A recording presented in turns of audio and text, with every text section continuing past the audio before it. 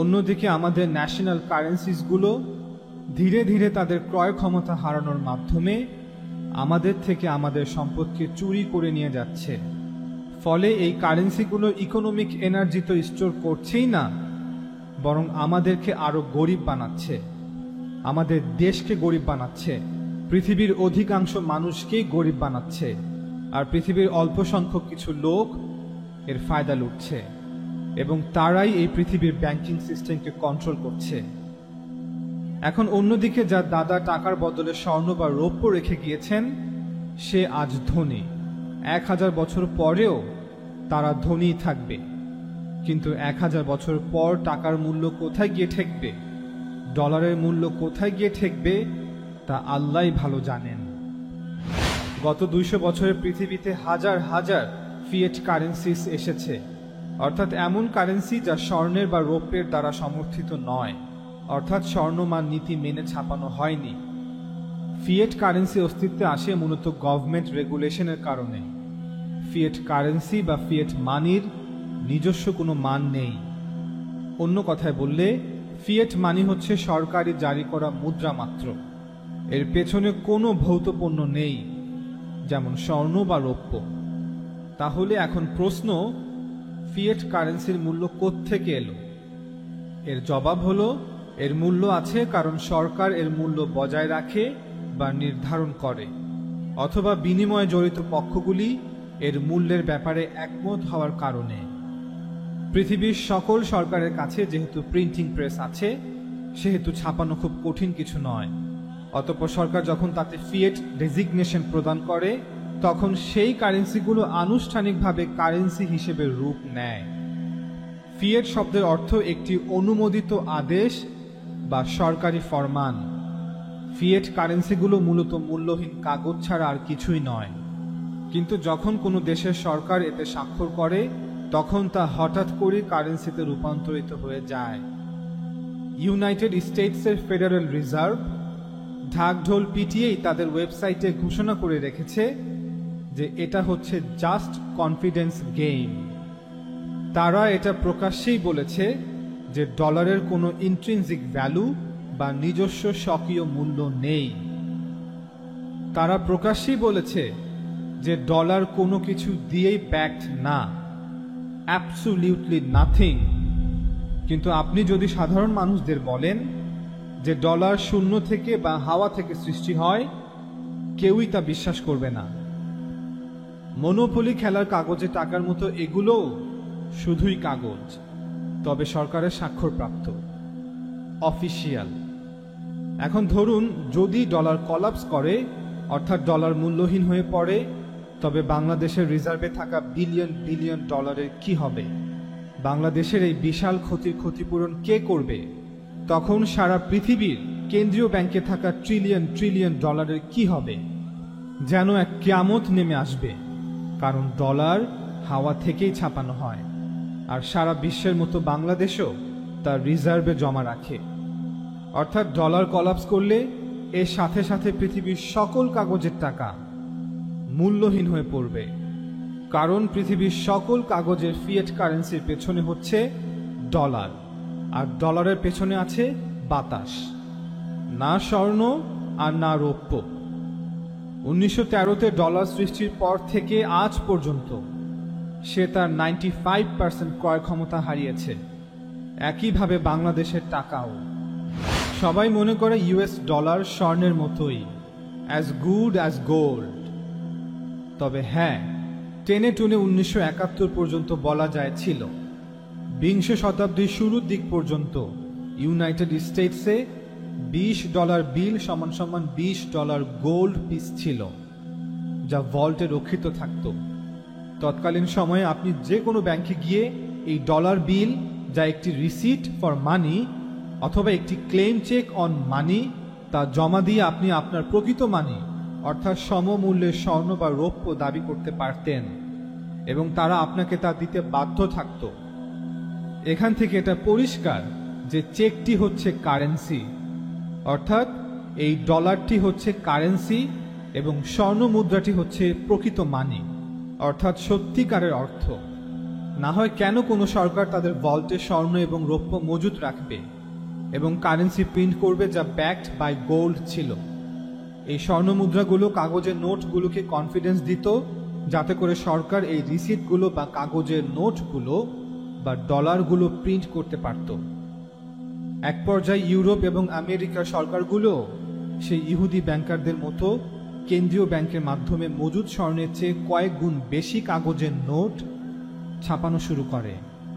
আর এমনটা প্রকাশ্য হয় যখন প্রথম বিশ্বযুদ্ধের সময় সকল যুদ্ধে লিপ্ত দেশগুলো রিডিমশন রাইটকে বন্ধ করে দেয়, অর্থাৎ এখন আর পূর্বের ন্যায় ব্যাংকে গিয়ে নোট জমা দিয়ে সমমূল্যের স্বর্ণ বা রৌপ্য দাবি করা যাবে না। অপরদিকে এই সরকারগুলো ইচ্ছে মতো প্রিন্টিং প্রেসে নোট ছাপাতে থাকে। প্রথম বিশ্বযুদ্ধ এবং দ্বিতীয় বিশ্বযুদ্ধের মাঝামাঝি সময়গুলোতে তারা গোল্ড এক্সচেঞ্জ স্ট্যান্ডার্ড ঠিক করে, যেখানে কারেন্সিগুলো আংশিকভাবে স্বর্ণের দ্বারা ব্যাকড থাকবে।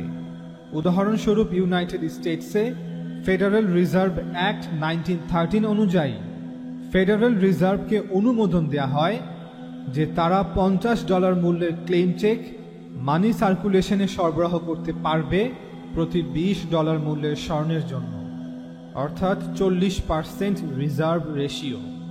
ভল্টে থাকা প্রতি $20 গোল্ড পিসের জন্য তারা $50 নোট সার্কুলেশনে প্রবেশ করাতে পারবে।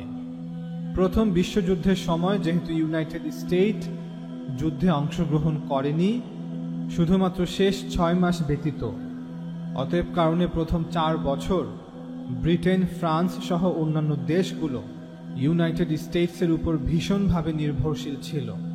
ফলে খাদ্যসহ বিভিন্ন ভোগ্যপণ্য এবং অস্ত্র সরঞ্জাম ইউএস থেকে আমদানি করতে হতো এবং তারা এই সকল কিছুর মূল্য স্বর্ণের মাধ্যমে পরিশোধ করত। অতঃপর দ্বিতীয় বিশ্বযুদ্ধ এবং তার পূর্ববর্তী সময়, অর্থাৎ 1936 সাল থেকে 1942 সাল পর্যন্ত প্রায় 6 বছর ইউরোপ একইভাবে ইউএসের উপর নির্ভরশীল হয়ে পড়ে এবং সকল কিছুর মূল্য একইভাবে স্বর্ণের মাধ্যমেই পরিশোধ করতে হতো। এজন্য ইউএস এখনো বলে যুদ্ধ নাকি অর্থনীতির জন্য ভালো। হ্যাঁ, যুদ্ধ অর্থনীতির জন্য ভালো যদি না আপনি যুদ্ধে অংশগ্রহণ না করে থাকেন, কারণ অন্যরা যুদ্ধে লিপ্ত হলে আপনার বিক্রয় কয়েক গুণে বৃদ্ধি পায়। পরবর্তীতে 1942-এর আগস্টে আমেরিকাও দ্বিতীয় বিশ্বযুদ্ধে জড়িয়ে পড়ে। তবে দ্বিতীয় বিশ্বযুদ্ধ শেষে পৃথিবীর সকল মানিটারি গোল্ডের প্রায় 2/3 ইউনাইটেড স্টেটসের কাছে মজুদ ছিল, অর্থাৎ পৃথিবীর সকল সেন্ট্রাল ব্যাংক গোল্ডের 2/3। অন্যদিকে ইউরোপের সেন্ট্রাল ব্যাংকগুলোতে জমাকৃত স্বর্ণের পরিমাণ একদমই কমে গিয়েছিল, অর্থাৎ বিশ্বের মানিটারি সিস্টেম প্রায় ধ্বংসের দ্বার প্রান্তে ছিল। এটা আর কাজ করবে না। তবে ইতিমধ্যে ইউনাইটেড স্টেটস পাহাড় সম ডলার ইউরোপকে ঋণ প্রদান করেছিল, ডলারের বন্যা বয়ে দিয়েছিল। প্রথমবারের মতো ইউনাইটেড স্টেটসের কারেন্সি এখন গ্লোবাল কারেন্সিতে পরিণত হয়েছিল। বিশ্বের অন্যান্য দেশ তাদের তৈরি ডলার ব্যবহার করছে রিজার্ভ হিসেবে। অতএব কারণেই বিশ্বের সকল নেতৃবৃন্দরা ইউনাইটেড স্টেটসের নিউ হ্যাম্পশায়ার স্টেটের ব্রেটেন উডসে মিলিত হন 1944 সালে। তারা সেখানে একটি নতুন ওয়ার্ল্ড মনিটারি সিস্টেম চালু করেন, যাকে ব্রেটেন উডস সিস্টেম বলা হয়, যেখানে ফ্রেঞ্চ ফ্র্যাঙ্ক, ব্রিটেনের পাউন্ড স্টার্লিং, জার্মান মার্ক সহ বেশ কয়েকটি বিশেষ কারেন্সি ব্যতীত বাকি সকল কারেন্সি ইউএস ডলার দ্বারা ব্যাকড থাকবে এবং ইউএস ডলার ব্যাকড থাকবে স্বর্ণ দ্বারা, যেখানে পার আউন্স স্বর্ণ $35, অর্থাৎ স্বর্ণ পার্শিয়ালি সাপোর্ট করছে বা কনফিডেন্স দিচ্ছে ডলারকে এবং ডলার সাপোর্ট করছে অন্যান্য কারেন্সিগুলোকে। এইভাবে ডলার বিশ্বের অন্যান্য সকল কারেন্সিগুলোকে স্ট্যাবিলিটি প্রদান করেছে এবং বিশ্বের সকল কারেন্সিকে একত্রে যুক্ত রেখেছে, অর্থাৎ ডলার হয়ে স্বর্ণ পর্যন্ত। অতএব সময় এসেছে ইতিহাসের মঞ্চে প্যাক্স ব্রিটানিকাকে বিদায় জানাবার এবং সময় হয়েছে প্যাক্স ব্রিটানিকাকে প্যাক্স আমেরিকানার মাধ্যমে পরিবর্তন করার, যেখানে গায়ের জোরে সিদ্ধান্ত নেওয়া হয় পৃথিবীতে শুধুমাত্র একটি কারেন্সিকে স্বর্ণের বিনিময়ে ক্যাশ করা যাবে, যাকে বলা হয় রিডিমিং ইন গোল্ড। যেহেতু তারা চাচ্ছিল ইউনাইটেড স্টেটকে পৃথিবীর নতুন রুলিং স্টেট করতে, ব্রিটেনের পরিবর্তে তারা ইউএস ডলারকেই বেছে নেয়। অতএব ব্রেটন উডসে 1944 সালে ইউনাইটেড স্টেটস আনুষ্ঠানিকভাবে ব্রিটেনের সিংহাসন দখল করে। অতএব ব্রেটন উডসে 1944 সালে ইউনাইটেড স্টেটস আনুষ্ঠানিকভাবে ব্রিটেনের সিংহাসন দখল করে। এরপর 1971 এসে ডলার স্ট্যান্ডার্ড শুরু হয়, কারণ ইউনাইটেড স্টেটস ক্ষমতা পাওয়ার পর ইচ্ছে মতো ডলার প্রিন্ট করতে থাকে। ব্রেটন উডস সিস্টেমে সেখানে কোনো রিজার্ভ রেশিও প্রতিষ্ঠিত ছিল না। সেখানে স্পষ্ট করে বলা ছিল না যে কতটুকু স্বর্ণের বিপরীতে কি পরিমাণ ডলার ছাপানো যাবে। ফলে ডলার ছাপানোর ছাপাখানা ছিল লাগাম ছাড়া। ডলার ছাপানোর এই লাগামহীন ক্ষমতা পাওয়ার পর ইউনাইটেড স্টেটস ডেফিসিট স্পেন্ডিং শুরু করে, অর্থাৎ আয়ের চেয়ে ব্যয়ের পরিমাণ বাড়িয়ে দেয়া। এই ব্যয়ের প্রধান খাত ছিল যুদ্ধের মাধ্যমে নিজেদেরকে বিশ্বের একমাত্র মোড়ল রাষ্ট্রে পরিণত করা, যেমন কোরিয়া যুদ্ধ, ভিয়েতনাম যুদ্ধ সহ অন্যান্য যুদ্ধ। ইউনাইটেড স্টেটস এভাবেই কারেন্সি সাপ্লাইকে এক্সপেন্ড করতেই থাকে, সার্কুলেশনে কাগজের ডলার অ্যাড করতেই থাকে এবং সারা পৃথিবীতে সেই মূল্যহীন ডলার এক্সপোর্ট করতেই থাকে। অতঃপর 1960 সালে চার্লস ডি গল, যিনি তৎকালীন ফ্রান্সের প্রেসিডেন্ট ছিলেন, তিনি বুঝতে পারেন যে ইউনাইটেড স্টেটস পাকা মাঠে গোল দিচ্ছে এবং দিনের আলোতে নির্লজ্জভাবে জালিয়াতি করছে। অর্থাৎ এই ডলারগুলো শুধুই কাগজ। আমেরিকার কাছে ডলার সমমূল্যের গোল্ড নেই, যা ডলারকে কনফিডেন্স দিচ্ছে। তিনি ন্যাশনাল অ্যাসেম্বলিতে বলেন, অনেক দেশ এখন এটাকেই নীতি হিসেবে গ্রহণ করে নিয়েছে যে ডলার স্বর্ণের মতোই মান রাখে। আমেরিকা তাদের স্বার্থ রক্ষায় তাদের ব্যালেন্স অফ পেমেন্টসের ব্যবধানকে নিষ্পত্তির জন্য তারা ফেডারেল রিজার্ভকে ব্যবহার করে ডলার ঋণ হিসেবে গ্রহণ করছে বিনামূল্যে অন্য দেশগুলোর ক্ষতি করে, কারণ তাদের ঋণ তারা ডলার দিয়ে পরিশোধ করছে, অথবা ঋণের একটি অংশ যা তারা নিজেদের ইচ্ছে মতো প্রিন্ট করছে। আমরা এমন মনিটারি বেজ চাই যেখানে কোনো বিশেষ একটি দেশের চিহ্ন থাকবে না। তিনি আরো বলেন, প্রশ্ন হচ্ছে কোন বেজ? তিনি নিজেই উত্তরে বলেন, আমরা আর অন্য কোনো বেজ বা স্ট্যান্ডার্ড ক্রাইটেরিয়া দেখছি না স্বর্ণ ছাড়া।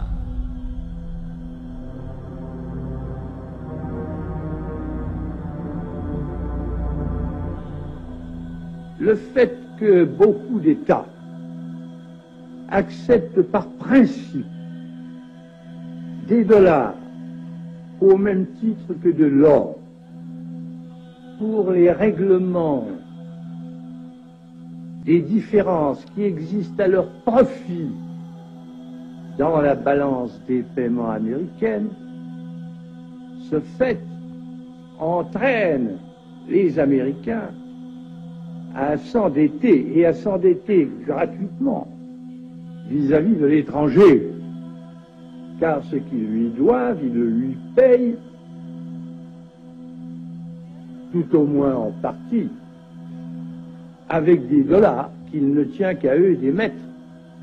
Étant donné les conséquences que pourrait avoir une crise qui surviendrait dans un pareil domaine, nous pensons qu'il faut prendre à temps les moyens de l'éviter. Nous estimons nécessaire que les échanges internationaux soient établis, comme c'était le cas avant les grands malheurs du monde, sur une base monétaire indiscutable et qui ne porte la marque d'aucun pays en particulier. Quelle base?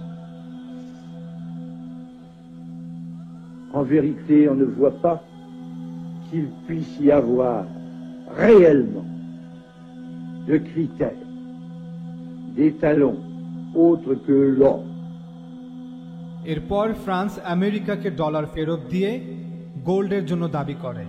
তাদের দেখাদেখি Britain, German ও অন্যান্য কিছু দেশও gold চাইতে থাকে। সে সময় United states তার মোট গোল্ড রিজার্ভের প্রায় 50% হারায়, অর্থাৎ 1959 থেকে 1971 পর্যন্ত। এখন ইউনাইটেড স্টেটস বুঝতে পেরেছে যে তাদের খেলা প্রায় শেষের দিকে। অতঃপর নিজেদের চুরি ঢাকতে প্রেসিডেন্ট নিক্সন বাধ্য হয় গোল্ড স্ট্যান্ডার্ড বা স্বর্ণমান বাতিল ঘোষণা করতে। অন্যথায় ইউনাইটেড স্টেটসের কাছে শুধু কাগজের ডলারই পড়ে থাকবে। অতঃপর 1971-এর 15ই আগস্ট সেই কুখ্যাত ঘোষণা আসে, যেখানে প্রেসিডেন্ট নিক্সন বলেন, আমি সেক্রেটারি জন কানালিকে নির্দেশ দিয়েছি যাতে করে তিনি স্বল্পকালীনভাবে ডলার থেকে গোল্ড রূপান্তর প্রক্রিয়া বন্ধ রাখেন, যাতে করে মনিটারি স্ট্যাবিলিটি এবং ইউনাইটেড স্টেটসের স্বার্থ রক্ষা হয়। আমরা খুব শীঘ্রই প্রয়োজনীয় ব্যবস্থা এবং সংশোধন নিয়ে আসব, যাতে করে দ্রুত নতুন ইন্টারন্যাশনাল মনিটারি সিস্টেম তৈরি করা যায়। The strength of a nation's currency is based on the strength of that nation's economy. And the American economy is by far the strongest in the world. Accordingly, I have directed the Secretary of the Treasury to take the action necessary to defend the dollar against the speculators. I have directed Secretary Connally to suspend temporarily the convertibility of the dollar into gold or other reserve assets, except in amounts and conditions determined to be in the interest of monetary stability and in the best interest of the United States. তার সেই ঘোষণাকৃত স্বল্পকালীন সময় বোধহয় এখনো শেষ হয়নি। অর্থাৎ আমরা চুরি করেছি, তবে আমাদের বিচার করা যাবে না। আমরা চোর, তবে আমাদের চোর বলা যাবে না। আমরা কথা দিয়েছি, তবে আমরা তা পালন করতে বাধ্য নই। অতএব এখন থেকে আর কোনো কারেন্সি দিয়ে গোল্ড ক্লেম করা যাবে না, ডলার দিয়েও না। এবং সেই দিন থেকে ডলার সহ পৃথিবীর সকল কারেন্সি ফিয়াট কারেন্সি হয়ে যায়, অর্থাৎ এমন কারেন্সি যার পেছনে শুধুই বাতাস। পুরো বিষয়টি যেন একটি তাসের ঘরের মতো, যে কোনো সময় তা ভেঙে পড়তে পারে। যখন কারেন্সির পেছনে স্বর্ণ ছিল, তখন আপনার কারেন্সির একটি সিকিউরিটি ছিল, কিন্তু এখন স্বর্ণ মোটেও নেই যা আপনাকে নিরাপত্তা দিবে এই কাগজের অর্থের বিপরীতে। অতএব ইউনাইটেড স্টেটস 1970 থেকে 1973 পর্যন্ত সেই জাদুর ছড়ি খুঁজছিল, যা এই তাসের ঘরকে আরো অনেক দিন টিকিয়ে রাখবে। অবশেষে তারা সেই জাদুর ছড়ি পেয়েও গেল। তবে এজন্য আমাদের আরেকটু ইতিহাস জানতেই হবে। সময় অক্টোবরের 1973 সাল। 1967 6 দিনের যুদ্ধে হারার পর ইসরায়েল কর্তৃক দখলকৃত অঞ্চল পুনর্দখলের জন্য মিশর এবং সিরিয়া ইসরায়েলি বাহিনীর উপর 1973 সালে দুই দিক হতে হামলা চালায়। যুদ্ধের পূর্বেই সৌদি আরবের কিং ফাইসাল ঘোষণা দিয়েছিলেন যে যদি সেই যুদ্ধে ইসরায়েলের গোলাম ইউনাইটেড স্টেটস ইসরায়েলকে সহায়তা করে, তবে তারা সকলে, অর্থাৎ তৎকালীন ওপেক সদস্য দেশ সৌদি আরব, কুয়েত এবং লিবিয়া অয়েল এমবার্গো অর্থাৎ তেল নিষেধাজ্ঞা জারি করবেন। সেই শর্ত ভঙ্গ করার কারণে কিং ফাইসাল ঠিকই অয়েল বয়কটের ডাক দেন। এই অয়েল এমবার্গোর টার্গেট ছিল United states, United kingdom, Netherland, Japan, Portugal, south Africa সহ অন্য কিছু দেশ। এই বয়কটের ফলে তেলের বাজারে আগুন লেগে যায়। এক লাফে তেলের দাম 400% বেড়ে যায়। যেখানে পার ব্যারেল অয়েল $3 ছিল, তা বেড়ে $12 গিয়ে পৌঁছে। সেই সময়টাকে বলা হয় অয়েল ক্রাইসিস বা অয়েল শক। আপনার কি মনে হয় আমেরিকা জানতো না যে এমনটা হবে? ঠিকই জানতো। ওই যে বললাম, জাদুর ছড়ির খোঁজ করছে তারা। আরবরাও অবাক এই দাম বৃদ্ধিতে, আর এই সময়টার জন্যই বোধহয় ইউনাইটেড স্টেটস অপেক্ষা করছিল। অতঃপর হেনরি কিসিঞ্জারকে সৌদি আরবে পাঠানো হয়। সেখানে পৌঁছে এমন একটি চুক্তি হেনরি কিসিঞ্জার করতে সক্ষম হয়, যা পৃথিবীর ইতিহাসে অন্যতম গুরুত্বপূর্ণ একটি চুক্তি। আর এটাই সেই জাদুর ছড়ি। সেই চুক্তির কারণেই তেলের মহাসমুদ্র বিশাল স্বর্ণের পাহাড়ে পরিণত হয়েছে। স্বর্ণের পাহাড়, জি স্বর্ণের পাহাড়। এখন আর প্রকৃত স্বর্ণের প্রয়োজন নেই। জানেন কি করেছে কিসিঞ্জার? কিং ফয়সাল তার সাথে একমত হয় যে সৌদি আরব এখন থেকে শুধুমাত্র ডলার এবং ডলারেই তেল বিক্রি করবে। সোনা চাঁদি হীরা মানিক নিয়ে গেলেও আর কাজ হবে না, শুধুমাত্র ইউএস ডলার। আর তখনই জন্ম নেয় পেট্রো ডলার সিস্টেম। এমন এক স্বর্ণের পাহাড় যা এখনো টিকে আছে। যদিও এই চুক্তিটি এখনো গোপন আছে, তবুও আমরা যা বুঝতে পারি তা হলো আমেরিকা এই চুক্তির বিনিময়ে অফার করেছে সীমাহীন ডলার, প্রফিট এবং সৌদি রাজ পরিবারের নিরাপত্তা এবং তাদের ক্ষমতার নিশ্চয়তা। এভাবেই ডুবতে থাকা ডলার আবার জেগে ওঠে। ডলারের চাহিদা আবার বেড়ে যায়। যেহেতু সবার তেল প্রয়োজন, তাই এখন ডলারও প্রয়োজন। এক পর্যায়ে ওপেকের সদস্য দেশগুলো একে একে ডলারেই তেল বিক্রির সিদ্ধান্ত নেয়। পরবর্তীতে পেট্রো ডলার নামে এক ভয়ঙ্কর জন্তু জন্ম নেয়, যার কারণে শুধু কাগজের ডলার আজ এত মূল্যবান। ইউনাইটেড স্টেটস আবার ছাপাখানাতে ব্যস্ত হয়ে পড়ে সবার ডলারের চাহিদা পূরণ করতে। সকল দেশের অর্থনীতি তেল নির্ভর, অতএব সকল দেশের অর্থনীতি ডলার নির্ভর। আর আমেরিকা তো বসেই আছে কাগজের ডলার ঋণ দেওয়ার জন্য, ওয়ার্ল্ড ব্যাংকের মাধ্যমে, IMF এর মাধ্যমে, তাও আবার সুদে। এর চেয়ে ভালো ধান্দা আর কি হবে? ইউনাইটেড স্টেটস আজ বিশ্ব মোড়ল এই পেট্রো ডলারের তেলেসমাতির কারণেই। 2020 সালে যাদের শুধুমাত্র মিলিটারি বাজেটই ছিল 721 বিলিয়ন ডলার, না হলে বিশ্ব মোড়ল টিকে থাকবে কিভাবে? এবং তাদের বর্তমান জাতীয় ঋণের পরিমাণ 21 ট্রিলিয়ন ডলার। তবে এই বিশাল বেলুন একদিন ব্লাস্ট হবেই।